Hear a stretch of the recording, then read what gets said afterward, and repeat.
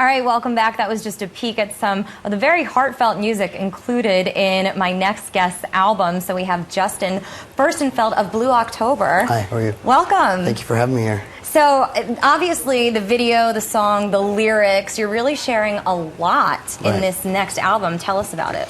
Well, it's basically about the loss of my daughter as a father. She lives with her mom in Nebraska, Lincoln, Nebraska, and it was about me being basically muzzled into not telling or not being able to be a father, and I'm dealing with a serial accuser. And I don't know if you know what a serial accuser is, but it's someone that will do anything in their power to accuse you of the most horrible things that can put you away to jail for life and change your life forever. And I'm fighting for the right for all fathers with the American Coalition of Fathers to be a parent.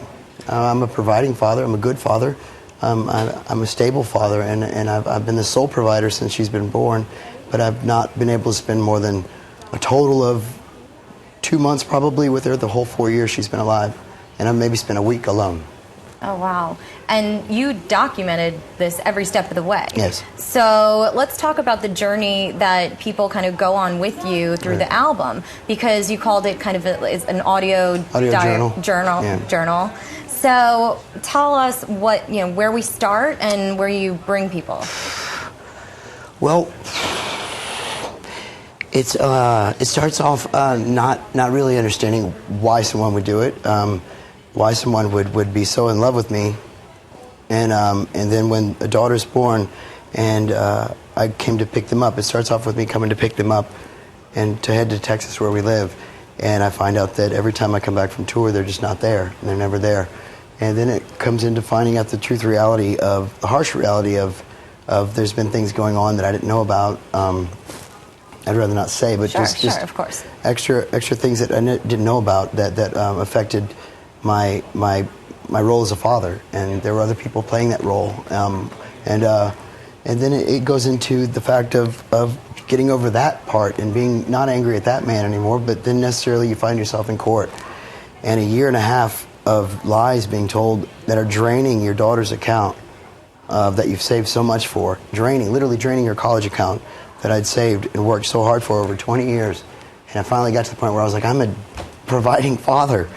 And just to have it all being taken away for the sheer entertainment of the lawyers and the lies being told of the sheer entertainment of keeping her from me for some reason, I'm not sure. And I was so upset that my emails probably look like I'm the craziest madman in the world, but working so hard to be able to provide for that and this life and not having my daughter, the time it came around was 2 a.m. when I could finally answer emails, and I looked probably like I was crazy. It's just I care about my daughter so much that I never get to see her. And every time, just before I walked in here, I just got an email from her saying that I'm not allowed to see her this week. Why? Because I didn't give her my itinerary 21 days in advance. I did. She does this every single time. So it's a harassment all the way up to the point where I fly all the way to Nebraska, which costs $3,000 of her savings. It's the only reason I say that figure. I get there, she doesn't show up, and that's more money being taken out of her account. And I'm sure there are a lot of people who come up to you and say, I've experienced similar situations. Is that part of why you wanted to put this all together on an album and send it out there and kind of send out a message? Yeah, the only reason I'm talking about my personal struggles is because through this I haven't met them, but there's millions of men and women going through this. It's what we want is called shared parenting. What we want is 50-50 equal rights for fit parents, for fathers and mothers, so that we have a suicide rate of that's beyond belief. 35,000 people commit suicide a year in America, and most of those, 20,000 of those are teenagers, and of parents that aren't even there for them, of separate parents. We have drug addicts. We have a nation full of parents that are so busy worrying about their argument that they're in that they forget that poor little girl is going, I want to see daddy. And if they do want to see daddy, they'll put in their mind, my actual daughter says things to me that I'm unbelievable. Where does she get that from?